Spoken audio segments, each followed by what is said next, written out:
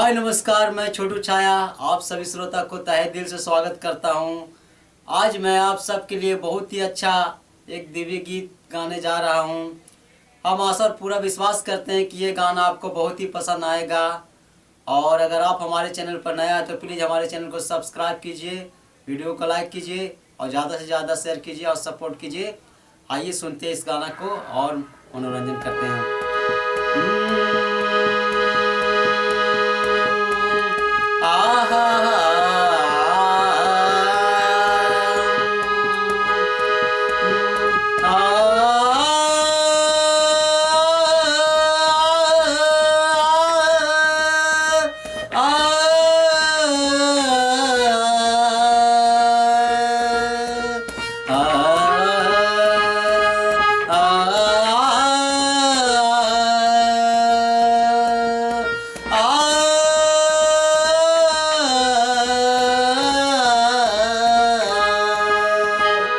तो ये आलाप था। आप सब आलाप सुनकर कमेंट कीजिएगा कि आपको आलाप कैसा लगा है। तो आइए सुनते हैं इस गाने को और गाने का आनंद लेते हैं। और आज का जो सॉन्ग है दिव्य गीत है, बहुत ही प्यारा गीत है।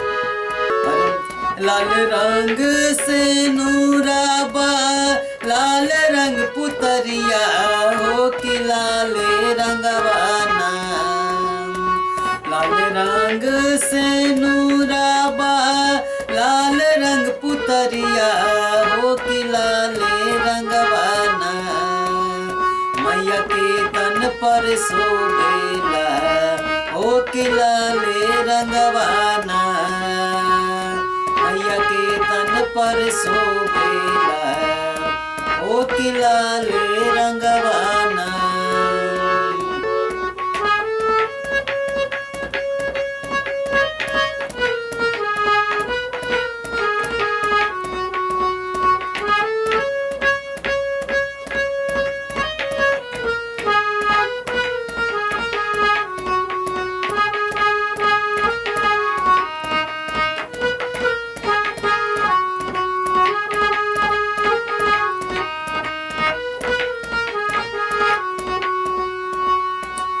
आगे कहा था बहुत ही प्यारा बोलबा भैया, बहुत ही सुंदर बोलबा। कहा था का लाल रंग मुखड़ा बा लाल रंग गोठवा हो कि लाल रंगवाना। लाल रंग मुखड़ा बा लाल रंग गोठवा हो कि लाल रंगवाना। मैया के सोहेला मुरिया हो कि लाल रंगवाना। मैया के